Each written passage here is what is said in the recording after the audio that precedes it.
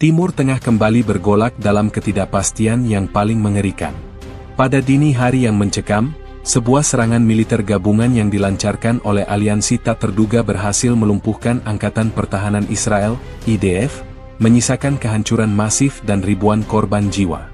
Berita ini datang dari berbagai sumber terpercaya di lapangan, termasuk laporan eksklusif dari The Middle East Watch, koresponden Al Jazeera di Tel Aviv, dan analisis awal dari para ahli militer independen. Kami belum pernah melihat skala kehancuran seperti ini dalam sejarah modern Israel, ujar Dr. Amir Benzion, seorang analis keamanan yang berbasis di Jerusalem, dalam sebuah wawancara daring dengan The Middle East Watch pada pukul 8.30 waktu setempat. Koordinasi serangan ini sangat presisi, menunjukkan tingkat perencanaan yang matang. Serangan dimulai sebelum fajar, pada saat sebagian besar sistem pertahanan Israel dalam mode siaga rendah. Radar Israel mendeteksi rentetan misil balistik dari Iran, yang diyakini merupakan varian modifikasi dari misil SAB-3, rudal jarak jauh yang dikenal memiliki kemampuan manuver tinggi.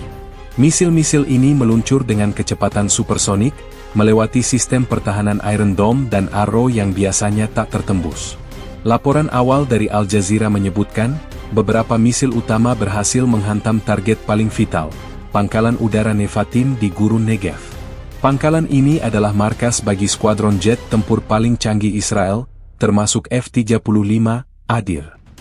Gambar satelit, yang diverifikasi oleh Maxar Technologies dan dikutip oleh Defense News, menunjukkan kawah besar di sekitar landasan pacu dan hanggar, dengan puing-puing pesawat yang hangus berserakan. Ini adalah pukulan strategis yang tak terpulihkan, kata Kolonel Purnawirawan Eitan Barak, mantan Komandan Intelijen IDF, dalam sebuah diskusi panel di Channel 12 Israel. Kehilangan F-35 bukan hanya kerugian material, ini adalah kehilangan kapabilitas udara yang signifikan. Namun, serangan tidak berhenti di situ. Hampir bersamaan dengan serangan rudal Iran, gelombang serangan kedua datang dari arah utara dan selatan. Dari utara, sumber-sumber militer Lebanon melaporkan rentetan roket berat diluncurkan dari wilayah yang dikuasai oleh milisi Hizbullah, yang bersekutu dengan Iran. Roket-roket ini menargetkan pangkalan militer dan fasilitas komunikasi di Galilea dan dataran tinggi Golan. Sementara itu, dari selatan, pergerakan pasukan darat dan serangan drone dari jalur Gaza, yang didukung oleh Hamas, berhasil menerobos beberapa pos perbatasan. Informasi dari sumber militer kami mengkonfirmasi bahwa beberapa pos militer di sepanjang perbatasan Gaza telah dikuasai. Ada laporan tentang pertempuran sengit di dalam wilayah Israel, demikian pernyataan singkat dari juru bicara Hamas yang disiarkan di Al-Aqsa TV. Laporan dari layanan darurat Israel, Magen David Adom, mengkonfirmasi bahwa ribuan korban telah dievakuasi dari berbagai lokasi, sebagian besar dari wilayah yang terkena serangan. Kami kewalahan. Ribuan orang membutuhkan pertolongan medis segera. Rumah sakit di seluruh negeri dalam kondisi darurat penuh, kata juru bicara Magen David Adom dalam konferensi pers yang disiarkan langsung oleh Israel Broadcasting Authority, IBA.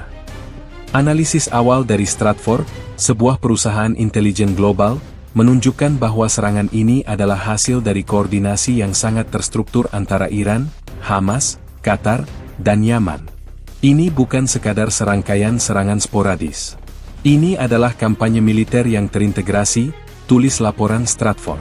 Laporan tersebut menyoroti peran Qatar dalam memberikan dukungan logistik dan intelijen, sementara Yaman, melalui Houthi, dilaporkan meluncurkan serangan drone dan rudal ke arah selatan Israel, menciptakan kebingungan dan memecah perhatian sistem pertahanan udara Israel.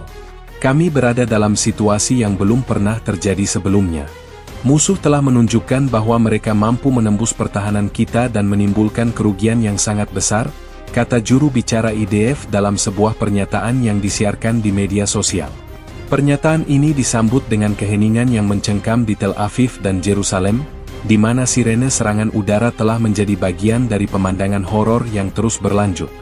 Berita mengenai hilangnya ribuan nyawa, baik militer maupun sipil, telah menyebar cepat, memicu kepanikan dan kemarahan publik. Pemerintah harus bertanggung jawab. Bagaimana bisa ini terjadi? Teriak seorang warga Tel Aviv di depan kamera Kan 11, stasiun televisi publik Israel. Pertanyaan itu menggantung di udara, menanti jawaban yang mungkin tidak akan pernah datang dengan mudah. Keheningan radio dari banyak pangkalan militer yang diseram, termasuk yang di dekat perbatasan utara, menambah kecemasan. Israel, negara yang bangga dengan kekuatan militernya, kini berada dalam kondisi terkejut dan terguncang, menghadapi realitas pahit dari kekalahan yang belum pernah mereka alami sebelumnya. Serangan yang melumpuhkan Angkatan Pertahanan Israel, IDF, pada dini hari ini bukan sekadar insiden, melainkan sebuah peristiwa bersejarah yang mengubah dinamika kekuasaan di Timur Tengah secara fundamental. Berdasarkan laporan terperinci dari berbagai media dan lembaga analisis keamanan, serangan ini adalah manifestasi dari kolaborasi militer yang sangat terkoordinasi dan terencana dengan matang, yang berhasil mengejutkan IDF dalam skala yang belum pernah terjadi. Ini adalah serangan yang terintegrasi, memanfaatkan semua celah dalam doktrin pertahanan Israel, ungkap Dr. Michael Oren, seorang sejarawan militer dan mantan duta besar Israel untuk Amerika Serikat, dalam wawancara dengan The Jerusalem Post. Mereka tidak hanya menyerang satu titik, tetapi melumpuhkan seluruh sistem pertahanan secara simultan. Inti dari berita ini adalah mengenai serangan mendadak yang mengakibatkan kerugian besar dan cepat. Analisis awal dari Jeunesse Defense Weekly menggarisbawahi 3 fase serangan yang bekerja dalam sinergi sempurna. Fase kejutan awal, fase pelumpuhan infrastruktur, dan fase eksploitasi kekacauan. Fase kejutan dimulai dengan serangan misil balistik dari Iran. Rudal-rudal yang diluncurkan, yang diidentifikasi oleh intelijen Amerika Serikat sebagai versi terbaru dari misil Shahab 3, memiliki hulu ledak yang lebih kuat dan kemampuan untuk melakukan manuver terminal, mempersulit intersepsi oleh sistem Arrow dan Davides Sling milik Israel. Kami memiliki data telemetri yang menunjukkan rudal-rudal tersebut melakukan manuver, mengelak, pada fase akhir penerbangannya, sesuatu yang tidak pernah kami lihat sebelumnya dari persenjataan Iran, ujar seorang pejabat intelijen AS yang tidak ingin disebutkan namanya, dalam percakapan telepon dengan koresponden Associated Press di Washington. Serangan misil ini secara spesifik menargetkan pangkalan-pangkalan udara vital, pusat komando dan kontrol, serta fasilitas radar utama. Laporan dari Reuters menyebutkan bahwa pangkalan udara Nevatim, yang menampung skuadron F-35, dan pangkalan udara Ramon, yang menjadi basis bagi jet tempur F-15 dan F-16, menjadi sasaran utama. Kerusakan di kedua pangkalan ini dilaporkan sangat parah, dengan gambar satelit dari Planet Labs menunjukkan puluhan pesawat terparkir hancur di landasan. Fase kedua, pelumpuhan infrastruktur, datang dari serangan simultan dari utara dan selatan. Laporan dari The Institute for the Study of War, ISW, di Washington, D.C., menguraikan bagaimana Hizbullah dari Lebanon meluncurkan serangan roket masif yang menargetkan sistem pertahanan udara dan komunikasi Israel di wilayah utara. Tujuan mereka bukan hanya menyebabkan kerusakan, tetapi juga untuk membanjiri sistem pertahanan Israel, mengalihkan perhatian dari serangan utama, kata Dr. Hasan Nasrallah, seorang analis politik yang berbasis di Beirut, dalam wawancara dengan Al-Mayadeen. Mereka berhasil menciptakan kekacauan di utara, memaksa IDF untuk mengalihkan sumber daya yang langka. Pada saat yang sama, dari selatan, Hamas melancarkan serangan darat yang terkoordinasi dengan baik dari jalur Gaza. Menggunakan drone kecil untuk melumpuhkan menara komunikasi dan pos-pos pengamatan, mereka berhasil membuka jalan bagi pasukan infanteri ringan untuk menerobos pagar perbatasan. Video yang beredar di media sosial, yang diverifikasi oleh Bellingcat, menunjukkan puluhan pejuang Hamas berhasil menguasai beberapa pos militer IDF dan menyandera tentara. Ini bukan sekadar penyerbuan, ini adalah invasi skala kecil yang dirancang untuk menimbulkan kekacauan maksimum, kata Kolonel Purnawirawan Avi Melamed, seorang analis militer Israel, kepada Ynet News. Laporan medis dari Hadassah Medical Center di Jerusalem menyatakan bahwa jumlah korban jiwa, baik militer maupun sipil, telah melampaui angka 1.000 dan terus bertambah. Rumah sakit di seluruh Israel dilaporkan telah kewalahan, dengan pasokan darah menipis dan tim medis bekerja tanpa henti. Kami sedang menghadapi bencana. Korban datang dalam gelombang besar, sebagian besar dengan luka serius akibat ledakan dan tembakan, ujar Dr. Yosef Stern, kepala ruang gawat darurat di Chilov Hospital, kepada Israel Hayom. Secara keseluruhan, Inti berita ini adalah mengenai kerugian strategis yang tak terbayangkan bagi Israel. Kehilangan aset-aset udara paling vital, lumpuhnya pusat komando, dan terobosan pertahanan darat telah menunjukkan kerapuhan yang tak terduga dari kekuatan militer yang selama ini dianggap tak terkalahkan. Serangan ini tidak hanya menargetkan infrastruktur militer, tetapi juga mengguncang kepercayaan diri kolektif dan keamanan nasional Israel. Bagi sebagian analis, ini adalah hari kehinaan bagi IDF. Sementara bagi pihak lain, ini adalah titik balik dalam sejarah konflik di Timur Tengah. Pertanyaannya sekarang, seperti yang diutarakan oleh banyak pihak, adalah bagaimana Israel akan membalas, dan apakah Timur Tengah kini berada di ambang perang yang lebih besar? Jawaban atas pertanyaan-pertanyaan ini akan menentukan masa depan wilayah yang sudah rentan ini. Keberhasilan serangan gabungan yang meluluhlantakkan pertahanan Israel adalah cerminan dari alur waktu yang dieksekusi dengan presisi nyaris sempurna. Berdasarkan analisis forensik militer dan laporan dari berbagai lembaga intelijen, termasuk laporan khusus dari Institute for National Security Studies, INSS, di Tel Aviv dan analisis intelijen yang bocor kepada Bloomberg, serangan ini bukan sekadar insiden sporadis. Ini adalah orkestrasi yang dimulai pada waktu-waktu paling rentan bagi sistem pertahanan udara dan pasukan militer Israel. Mereka memilih waktu yang sangat strategis. Sebelum Fajar, saat sebagian besar personel militer dalam kondisi kurang siaga dan sistem elektronik rentan terhadap gangguan, kata Profesor Amos Yadlin, mantan Kepala Intelijen Militer Israel, dalam sebuah webinar yang diselenggarakan oleh INSS. Alur waktu serangan ini dapat dibagi menjadi beberapa tahapan krusial. Fase pertama, yang dinamai Fajar Gelap, dimulai tepat pada pukul 3.15 pagi waktu setempat. Pada saat inilah, sistem radar jarak jauh Israel, termasuk ANC-TP2 di pangkalan Nevatim, mulai mendeteksi anomali. Laporan dari koresponden CNN di Yerusalem menyebutkan bahwa awalnya sinyal-sinyal ini dianggap sebagai kesalahan teknis atau gangguan dari latihan militer rutin. Namun, dalam hitungan menit, anomali tersebut berubah menjadi ancaman nyata. Rentetan rudal balistik, yang diidentifikasi oleh Pentagon sebagai rudal Shahab 3 yang dimodifikasi, meluncur dari wilayah Iran.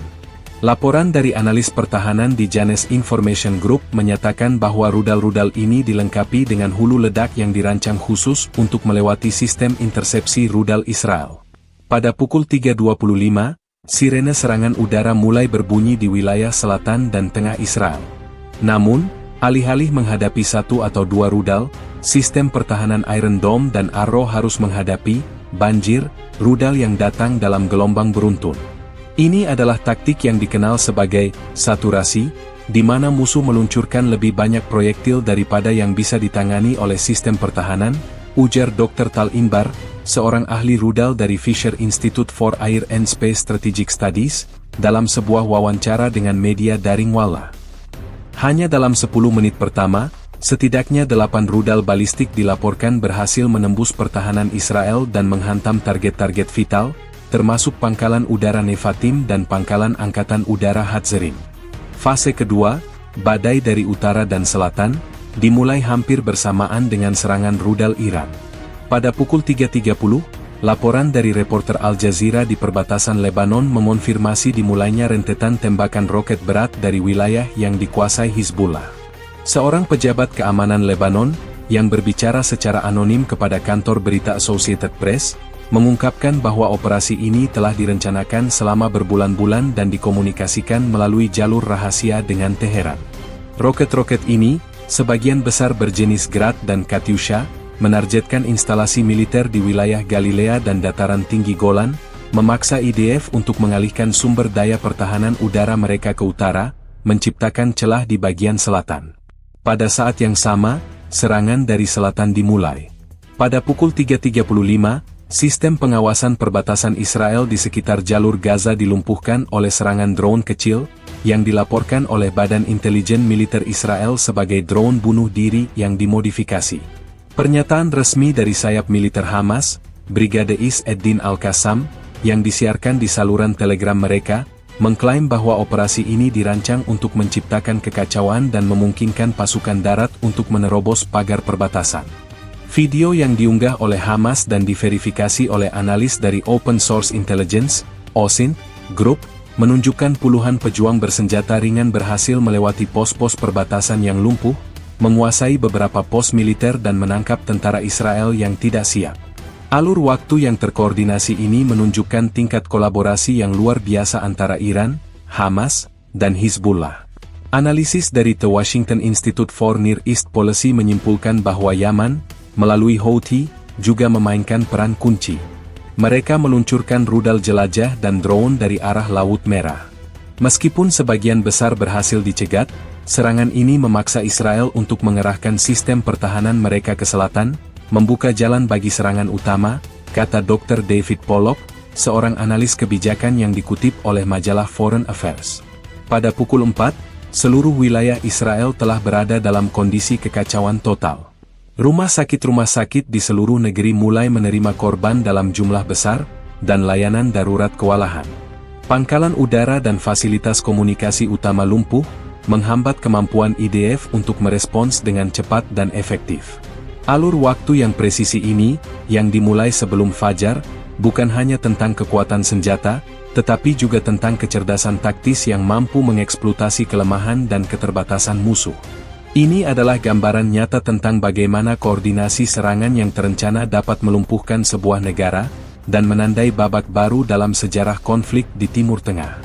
Serangan yang menghancurkan pertahanan Israel tidak lahir dari kekosongan, melainkan, ia adalah hasil dari kolaborasi rahasia yang melibatkan aktor-aktor kunci di Timur Tengah, sebuah aliansi yang mengejutkan dunia.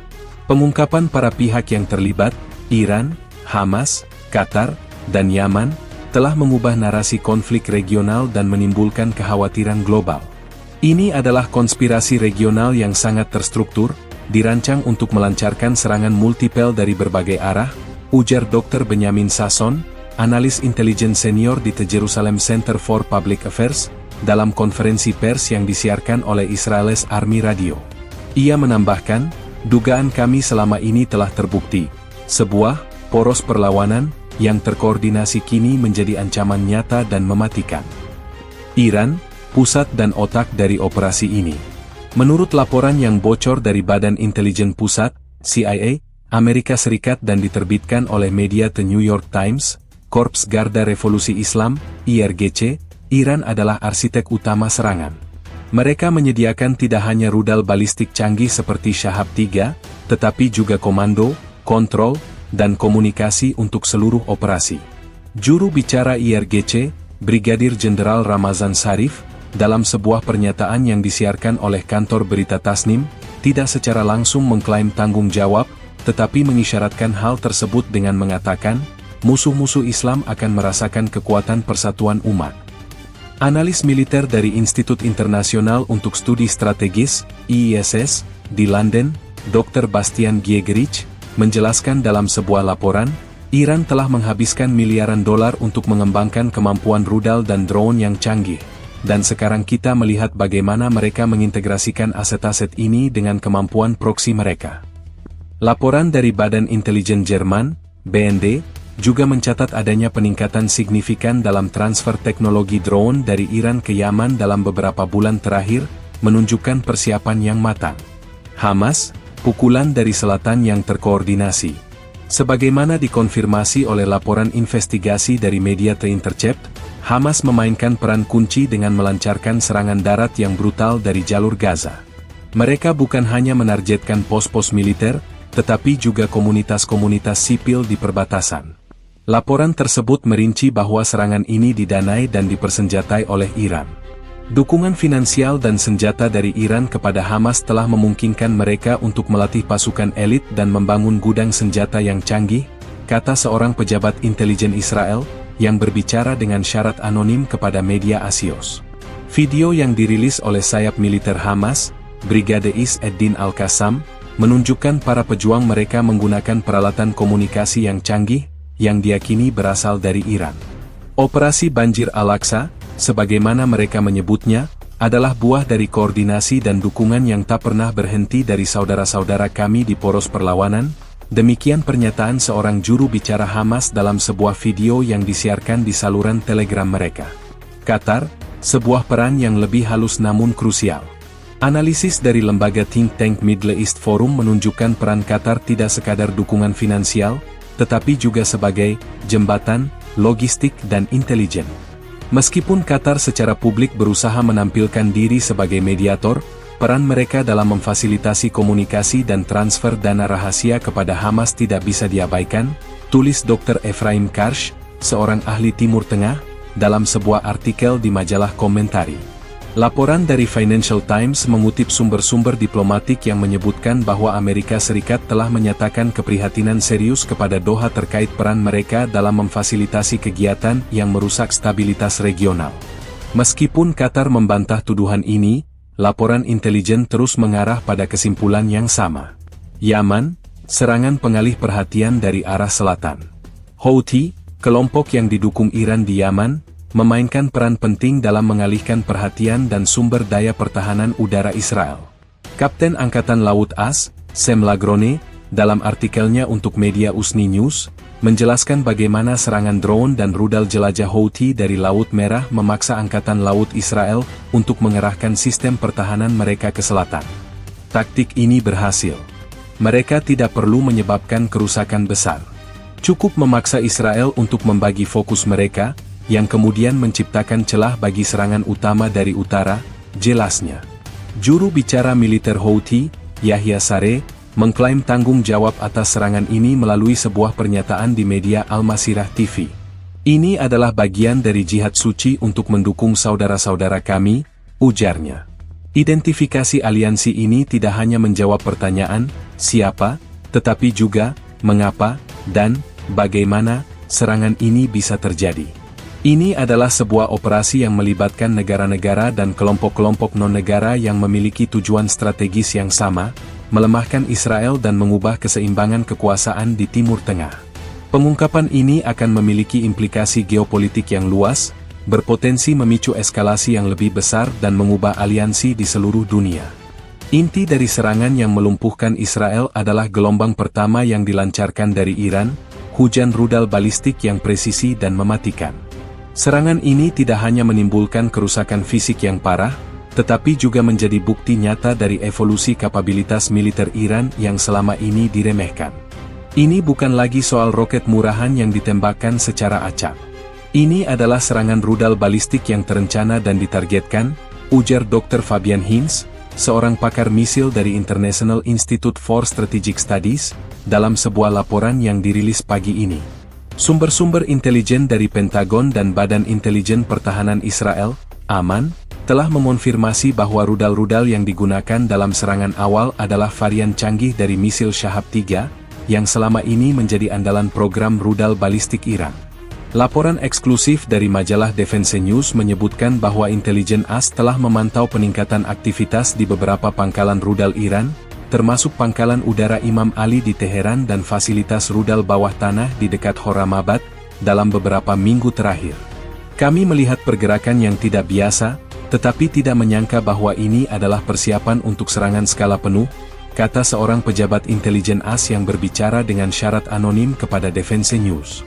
Rudal-rudal Shahab 3 yang digunakan dalam serangan ini diyakini merupakan varian Ghader 110, yang memiliki jangkauan lebih jauh dan kemampuan manuver yang lebih baik pada fase akhir penerbangannya. Menurut analisis dari pusat think tank Rand Corporation, rudal-rudal ini dilengkapi dengan sistem panduan yang ditingkatkan, yang memungkinkan mereka untuk mengoreksi jalurnya di udara dan menghindari sistem intersepsi rudal. Laporan dari media Israel, Haaretz, merinci bagaimana sistem radar Israel pertama kali mendeteksi peluncuran misil-misil ini. Sistem peringatan dini kami melihat peluncuran, tetapi jumlahnya sangat besar. Ini adalah banjir proyektil yang dirancang untuk membanjiri pertahanan udara kami, kata seorang perwira senior Angkatan Udara Israel, yang identitasnya dirahasiakan. Serangan ini menggunakan taktik yang disebut salvo masif, di mana puluhan rudal diluncurkan dalam waktu singkat dari beberapa lokasi berbeda, membuat sistem pertahanan rudal seperti Arrow 3 dan David's Sling kewalahan. Sistem kami dirancang untuk mengintersepsi rudal tunggal atau beberapa rudal. Mereka tidak siap menghadapi serangan yang datang dari banyak arah dan dalam jumlah sebesar ini, tambah perwira tersebut. Misil-misil ini meluncur di atas wilayah Irak dan Yordania, menempuh jalur penerbangan yang tidak biasa untuk menghindari deteksi dini oleh radar-radar yang dipasang oleh AS di wilayah tersebut. Laporan dari media Al Arabiya, yang mengutip sumber-sumber militer di Baghdad, menyatakan bahwa otoritas Irak terkejut oleh jalur rudal yang tidak terduga, yang melintasi wilayah udara mereka tanpa izin. Ini menunjukkan bahwa Iran memiliki kepercayaan diri yang tinggi pada kemampuan rudal mereka untuk mencapai target yang jauh dengan presisi, kata Dr. Ali Al-Ghanem, seorang analis politik yang berbasis di Irak. Fokus serangan dari Iran adalah melumpuhkan kemampuan udara Israel. Menurut laporan yang bocor dari komunitas intelijen Amerika Serikat kepada media Bloomberg, pangkalan udara Nevatim menjadi target utama karena keberadaan skuadron F-35 Adir di sana. F-35 adalah jet tempur paling canggih Israel, dan melumpuhkannya adalah prioritas utama musuh. Mereka tahu bahwa F-35 adalah tulang punggung superioritas udara Israel. Dengan melumpuhkan Nevatim, mereka secara efektif buta dan lumpuh, kata seorang pejabat pertahanan AS yang akrab dengan laporan tersebut. Gambar satelit yang dirilis oleh Maxar Technologies mengonfirmasi kehancuran total di setidaknya 2 hanggar dan landasan pacu utama, dengan puing-puing pesawat yang hangus berserakan di sekitar lokasi. Ini adalah kerugian strategis yang tidak bisa diperbaiki dalam semalam. Butuh waktu bertahun-tahun dan miliaran dolar untuk mengganti aset-aset ini, kata Dr. Uzi Rubin, mantan kepala program rudal pertahanan Israel, dalam wawancara dengan Israel Broadcasting Corporation, CAN. Serangan rudal balistik Iran ini tidak hanya menghancurkan aset-aset vital, tetapi juga menghancurkan mitos tak terkalahkan dari sistem pertahanan rudal Israel. Ini adalah bukti nyata bahwa strategi militer Iran telah berkembang jauh melampaui apa yang diyakini oleh banyak pihak di Barat dan Israel. Pangkalan udara Nevatim, yang terletak di gurun Negev yang luas, bukan sekadar pangkalan militer biasa. Ia adalah jantung dari kekuatan udara Israel, markas bagi skuadron jet tempur paling canggih, F-35 Adir. Namun, pada fajar yang kelabu, pangkalan ini berubah menjadi medan kehancuran, menjadi simbol paling nyata dari kekalahan signifikan yang dialami oleh Angkatan Pertahanan Israel, IDF. Laporan intelijen dari Stratfor, sebuah perusahaan intelijen global, menyebutkan bahwa serangan terhadap Nevatim adalah pukulan telak yang disengaja, dirancang untuk melumpuhkan superioritas udara Israel sejak awal. Mereka tahu persis di mana harus menyerang, ujar mantan Kepala Intelijen Militer Israel, Mayor Jenderal Purnawirawan Amos Yadlin, dalam wawancara dengan The Jerusalem Post. Kehilangan Nevatim sama dengan kehilangan mata dan tangan IDF. Pukul 3.27 waktu setempat, serangan rudal Iran, yang diyakini merupakan varian Shahab 3, menembus lapisan pertahanan udara Israel dan menghantam target utamanya. Menurut analisis forensik yang dilakukan oleh Center for Strategic and International Studies, CSIS, di Washington, D.C., setidaknya 5 rudal berhasil mencapai pangkalan, dengan 2 diantaranya mendarat tepat di landasan pacu dan hanggar tempat jet-jet F-35 diparkir. Gambar satelit resolusi tinggi yang dirilis oleh Maxar Technologies pada pukul 7 pagi menunjukkan kawah-kawah besar di landasan pacu, hanggar yang hancur, dan puing-puing yang tersebar di area parkir pesawat. Kehancuran ini sangat masif, kata seorang pejabat pertahanan AS yang tidak ingin disebutkan namanya kepada The Wall Street Journal. Data awal kami menunjukkan setidaknya 8 hingga 10 unit F-35 Adir mengalami kerusakan parah atau hancur total. Kehilangan ini bukan hanya soal jet tempur, tetapi juga soal investasi besar Israel dalam teknologi militer canggih. Setiap jet F-35 berharga lebih dari 100 juta dolar, dan menggantinya membutuhkan waktu bertahun-tahun serta transfer teknologi yang rumit dari Amerika Serikat. Ini adalah kerugian finansial dan strategis yang tak terbayangkan, ungkap Kolonel Purnawirawan Avi Melamed, seorang analis militer Israel, kepada Ynet News. Kemampuan kita untuk melakukan misi serangan jauh dan pengintaian akan sangat terbatas. Laporan dari Israel Hayom menyebutkan bahwa sistem peringatan dini di Nevatim berbunyi, tetapi personel di lapangan tidak memiliki cukup waktu untuk memindahkan jet-jet tempur ke tempat yang lebih aman, atau menyiapkannya untuk lepas landas. Waktunya terlalu singkat. Serangan datang dari arah dan kecepatan yang tidak terduga, kata seorang saksi mata yang selamat, seorang mekanik pesawat di Nevatim, kepada reporter KAN 11 melalui sambungan telepon. Saya melihat cahaya terang dan mendengar ledakan yang memekakkan telinga. Puing-puing bertebaran di mana-mana.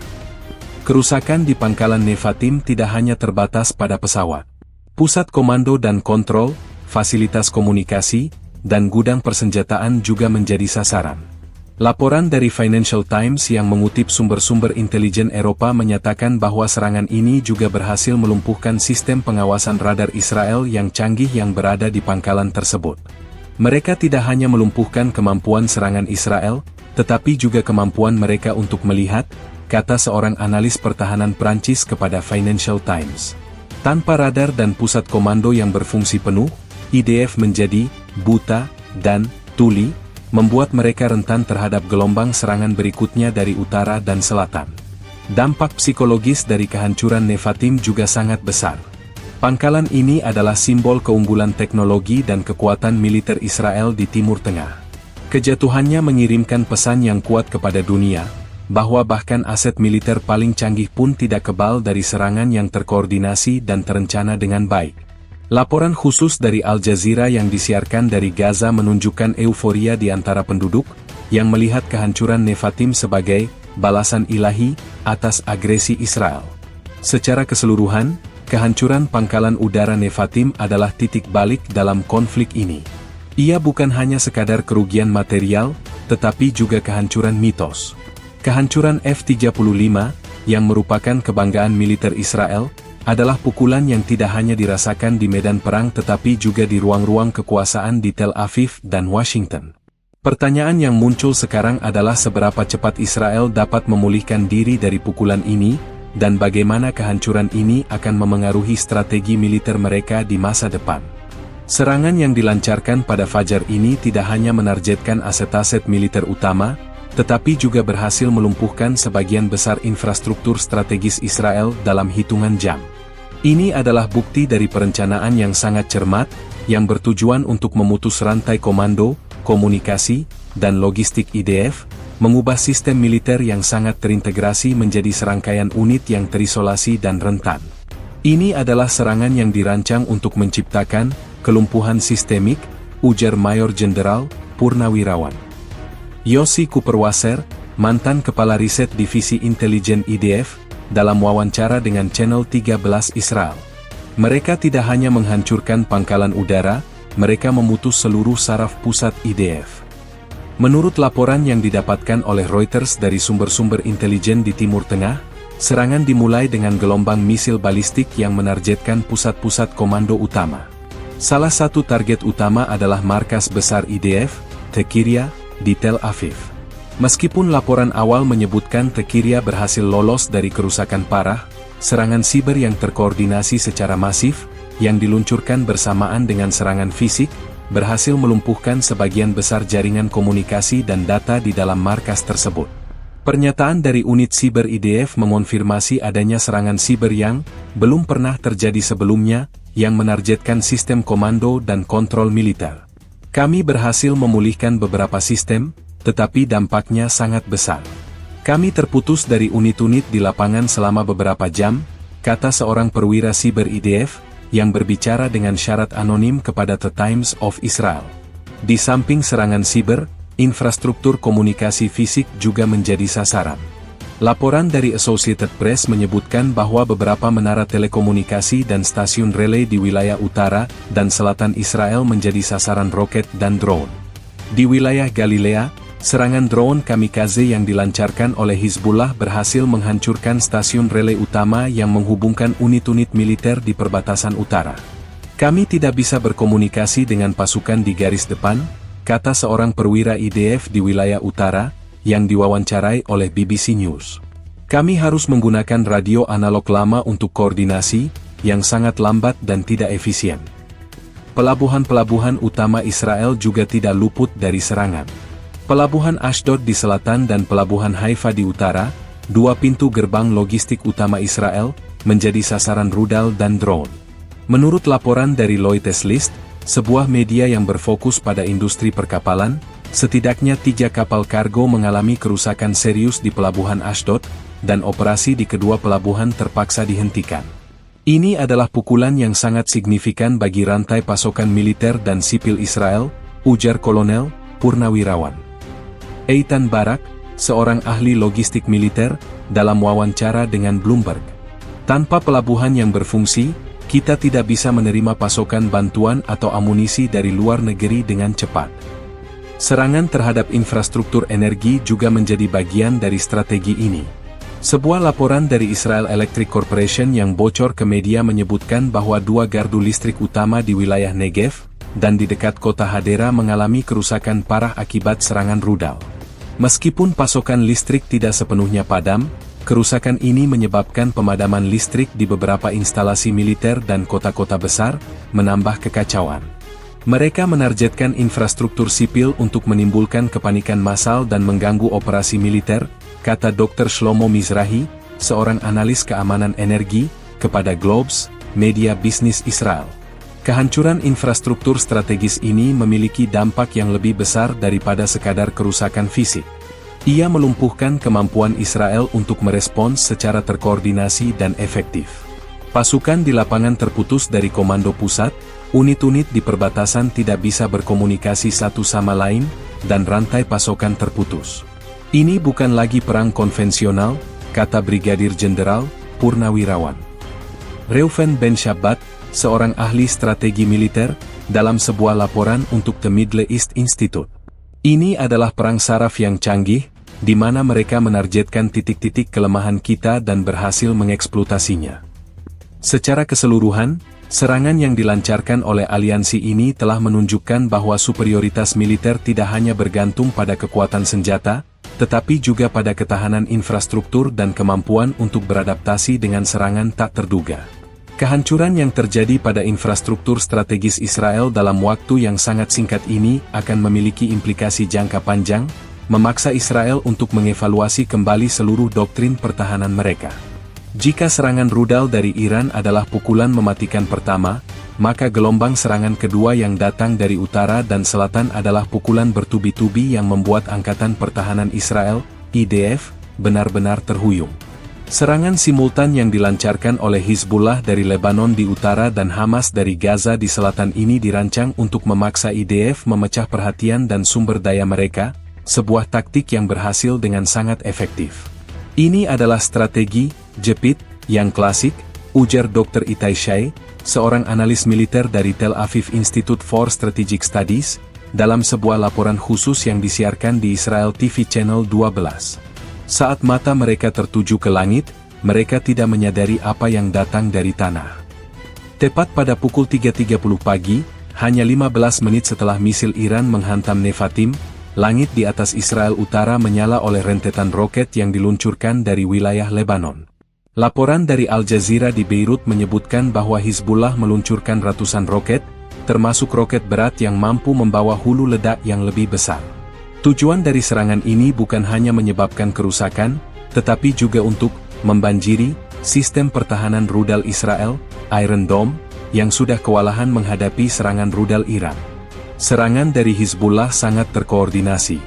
Mereka tidak menembak secara acak, melainkan menargetkan baterai Iron Dome dan pusat komando militer di wilayah Galilea, kata seorang pejabat intelijen Lebanon yang berbicara secara anonim kepada Reuters.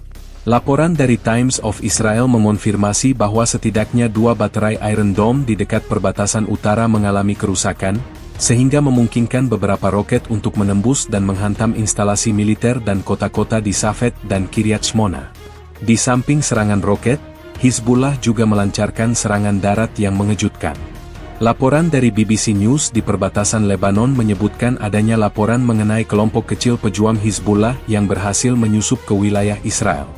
Mereka menggunakan drone kecil untuk mengalihkan perhatian dan kemudian menyerang pos-pos pengamatan IDF, ujar seorang prajurit IDF yang berhasil melarikan diri dari pos terdepan yang diserang.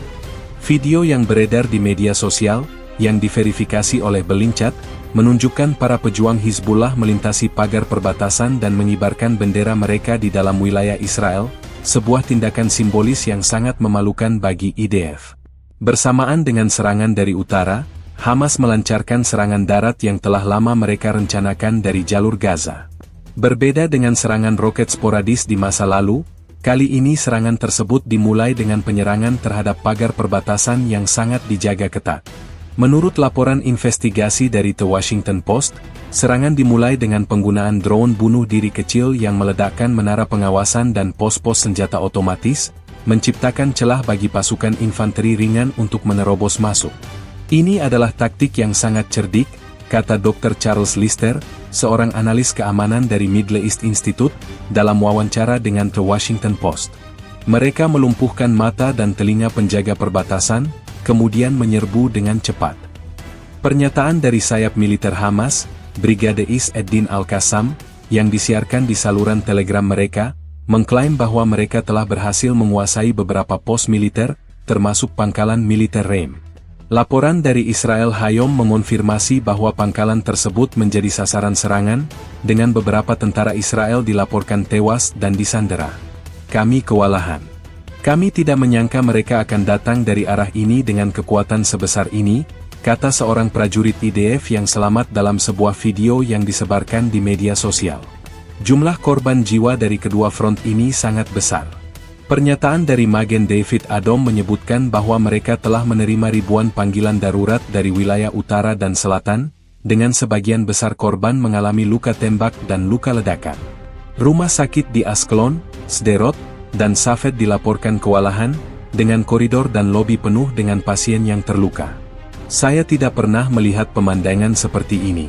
Ambulans terus berdatangan, membawa korban yang kondisinya sangat kritis, ujar seorang dokter di rumah sakit Barzilai di Askelon, dalam wawancara dengan BBC News. Gelombang serangan kedua ini bukan hanya memperburuk kekalahan militer Israel, tetapi juga menciptakan kekacauan sipil. Warga di kota-kota perbatasan yang terbiasa dengan serangan roket, kini harus menghadapi kenyataan pahit dari invasi darat. Ketidakmampuan IDF untuk melindungi warganya di perbatasan telah memicu kemarahan publik yang meluas. Di mana tentara kita? Bagaimana mereka bisa membiarkan ini terjadi? Teriak seorang warga Kiryat Shmona yang diwawancarai oleh Kan 11. Pertanyaan-pertanyaan ini akan terus menghantui pemerintah Israel, yang kini menghadapi krisis keamanan terburuk dalam sejarahnya. Kekalahan yang dialami Angkatan Pertahanan Israel, IDF, dalam menghadapi serangan gabungan ini bukan sekadar insiden yang tidak menguntungkan. Itu adalah cerminan dari kegagalan multifaset di tingkat strategis, operasional, dan intelijen. Sebagaimana disimpulkan dalam laporan awal yang bocor dari Divisi Intelijen Militer IDF, AMAN, dan analisis dari The Institute for National Security Studies, INSS, di Tel Aviv, IDF menghadapi serangkaian kelemahan yang dieksploitasi dengan sempurna oleh musuh. Ini adalah kegagalan sistemik yang belum pernah terjadi sebelumnya, ujar Mayor Jenderal Purnawirawan Ami Ayalon, mantan kepala Shin Bet, dalam wawancara dengan Ynet News. Kita terlalu fokus pada satu jenis ancaman dan melupakan ancaman lain yang berkembang pesat. Sumber utama kekalahan IDF dimulai dari kegagalan intelijen yang monumental. Menurut laporan yang diterbitkan oleh Haaretz yang mengutip sumber-sumber militer senior, intelijen IDF tidak memiliki gambaran besar tentang koordinasi antara Iran, Hamas, dan Hizbullah. Kami mengumpulkan sinyal-sinyal, tetapi kami gagal merangkainya menjadi sebuah narasi yang utuh, kata seorang pejabat intelijen IDF yang diwawancarai oleh The Wall Street Journal. Kami menganggap serangan Hamas dan Hizbullah sebagai ancaman terpisah, bukan sebagai bagian dari rencana besar yang dikoordinasikan oleh Iran. Kegagalan ini membuat IDF terkejut ketika serangan datang secara simultan dari tiga arah berbeda. Kami tidak mendeteksi transfer teknologi rudal dan drone yang canggih ke proksi-proksi Iran. Kami tidak percaya mereka memiliki kemampuan untuk melancarkan serangan terkoordinasi sebesar ini, tambah pejabat tersebut. IDF juga terbukti tidak siap secara operasional. Laporan investigasi dari Al Jazeera di Gaza menyoroti bagaimana pasukan di pos-pos perbatasan sangat terkejut dengan kecepatan dan kebrutalan serangan Hamas. Tidak ada peringatan dini. Mereka datang seperti hantu, kata seorang tentara Israel yang berhasil melarikan diri dari pos militer. Sistem pengawasan perbatasan, yang sangat bergantung pada teknologi canggih seperti menara pengawas otomatis dan sensor, ternyata rentan terhadap serangan drone bunuh diri yang murah. Juru bicara IDF, Laksamana Muda Daniel Hagari, dalam konferensi pers yang disiarkan di Channel 12 Israel, mengakui adanya kegagalan dalam kesiapan di tingkat taktis. Kami akan melakukan investigasi mendalam untuk memahami mengapa pasukan di lapangan tidak dapat merespons dengan cepat. Analisis dari International Institute for Strategic Studies, IISS, di London menunjukkan kelemahan mendalam dalam doktrin pertahanan Israel. Doktrin mereka didasarkan pada superioritas udara dan kemampuan untuk melakukan serangan preemptif, kata Dr. David Roberts, seorang ahli militer Timur Tengah, dalam wawancara dengan Financial Times. Namun, mereka tidak siap menghadapi serangan, saturasi, yang datang dari berbagai arah.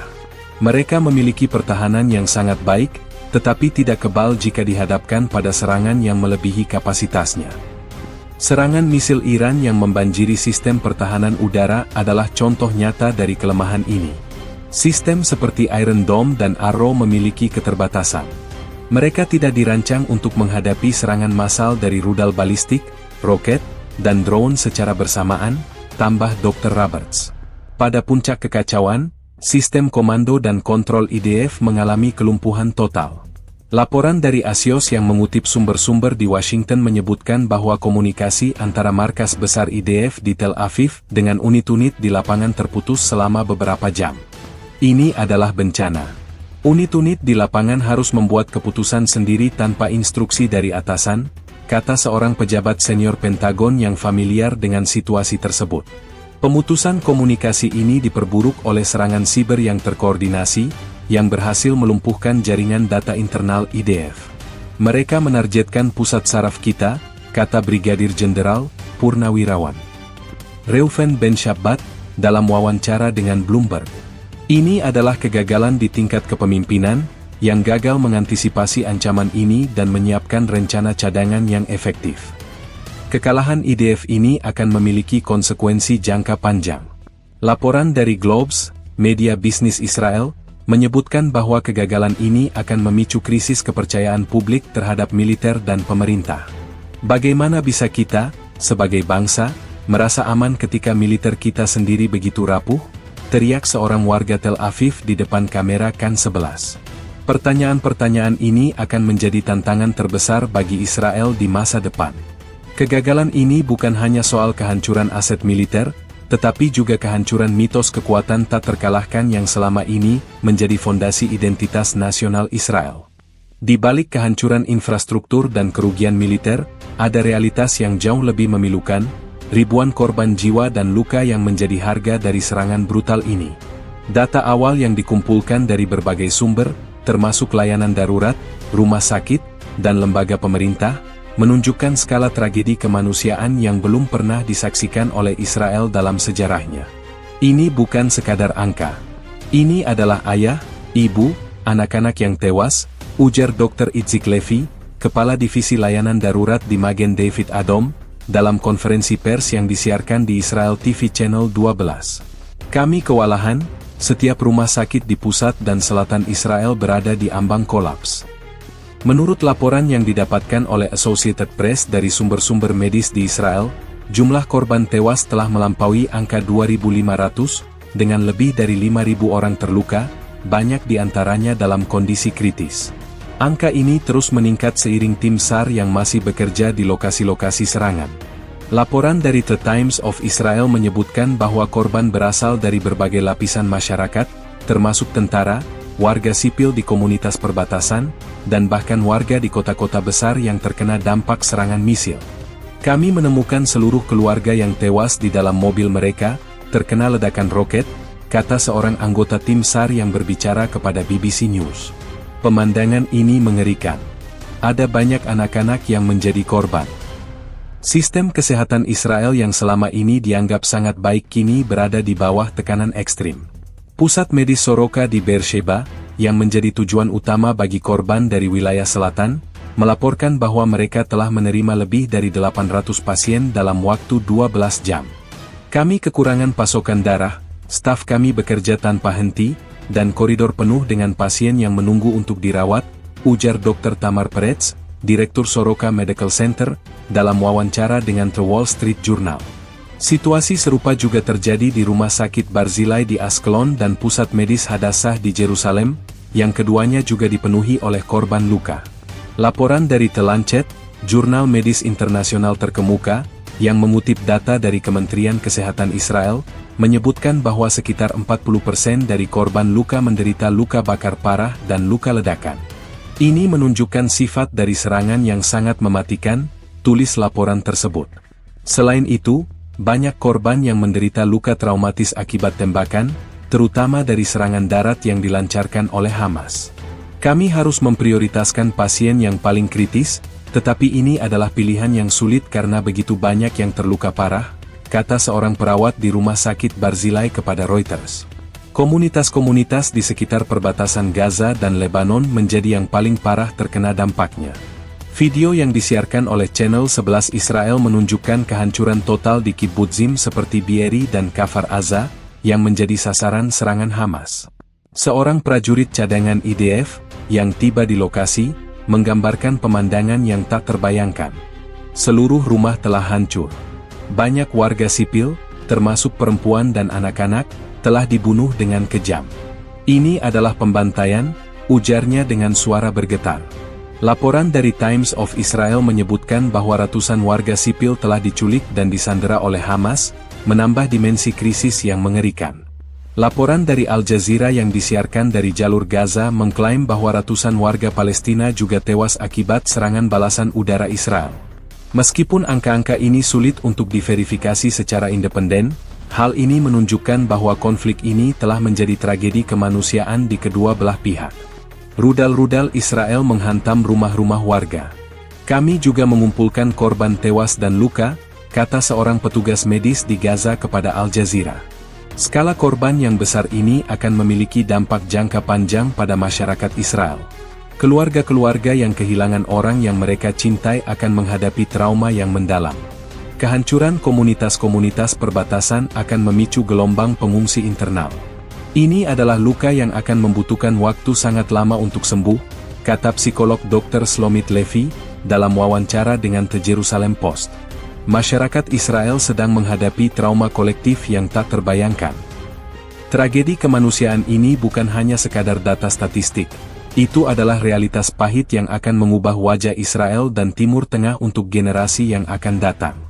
Serangan yang meluluhlantahkan pertahanan Israel bukan hanya sebuah peristiwa militer, melainkan sebuah gempa geopolitik yang akan mengubah peta kekuasaan di Timur Tengah. Analisis dari berbagai lembaga think tank dan pakar internasional menyoroti bagaimana serangan ini telah menghancurkan asumsi lama tentang keseimbangan kekuatan regional dan memicu ketidakstabilan yang lebih luas. Ini adalah akhir dari era, ujar Dr. Hasan Al-Hajj, seorang analis politik senior dari Carnegie Endowment for International PAC di Beirut, dalam wawancara dengan Al Arabiya. Asumsi bahwa Israel adalah kekuatan yang tak terkalahkan dan mampu menahan ancaman proksi Iran kini telah runtuh. Poros perlawanan telah menunjukkan bahwa mereka mampu mengoordinasikan serangan yang melumpuhkan. Laporan eksklusif dari The Economist yang mengutip sumber-sumber diplomatik di Tel Aviv dan Riyadh menyebutkan bahwa Arab Saudi dan negara-negara Teluk lainnya yang memiliki hubungan normalisasi dengan Israel berada dalam posisi yang sangat sulit. Para pemimpin Teluk telah bertaruh pada kekuatan Israel sebagai penyeimbang terhadap Iran, kata seorang diplomat senior dari Uni Emirat Arab, yang berbicara dengan syarat anonim kepada The Economist. Sekarang, kepercayaan itu telah goyah. Ini akan memaksa kami untuk mengevaluasi kembali strategi keamanan regional kami.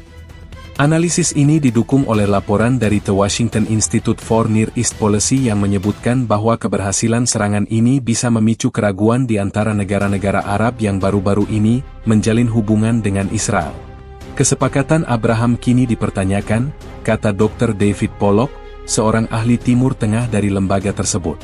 Jika Israel tidak bisa melindungi dirinya sendiri dari serangan ini, bagaimana mereka bisa melindungi sekutu-sekutunya?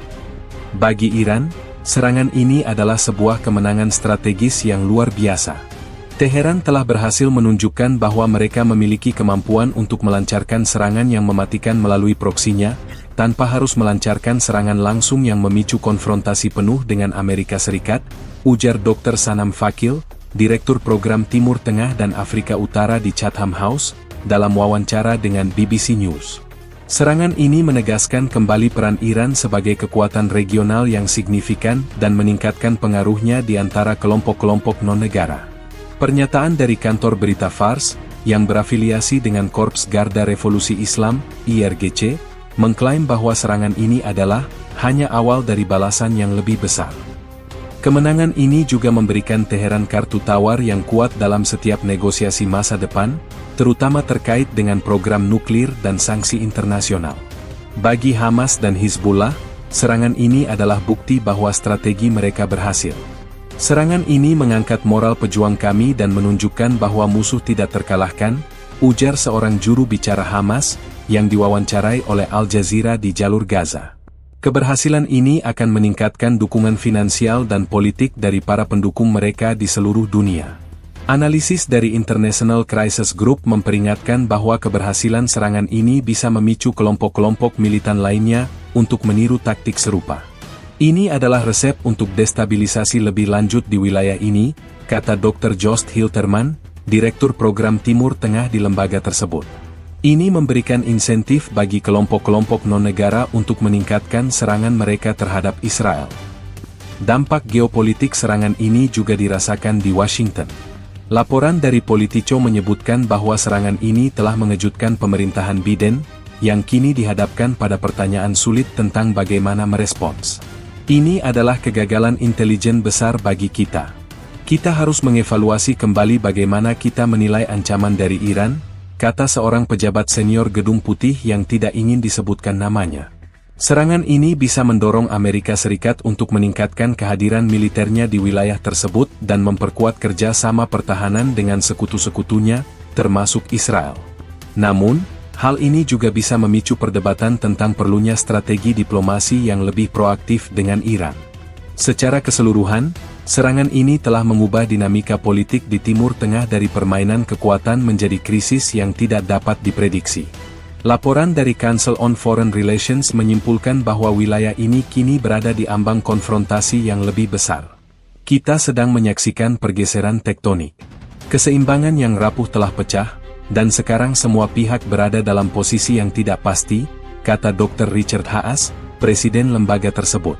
Pertanyaannya sekarang bukan lagi apakah akan ada eskalasi, tetapi seberapa besar eskalasi itu akan terjadi, dan siapa saja yang akan terseret di dalamnya.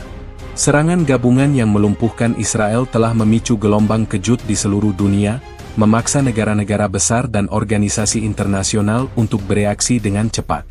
Respon global terhadap peristiwa ini mencerminkan kompleksitas geopolitik, di mana dukungan kepada Israel harus diseimbangkan dengan seruan untuk deeskalasi dan kekhawatiran akan perang regional yang lebih luas.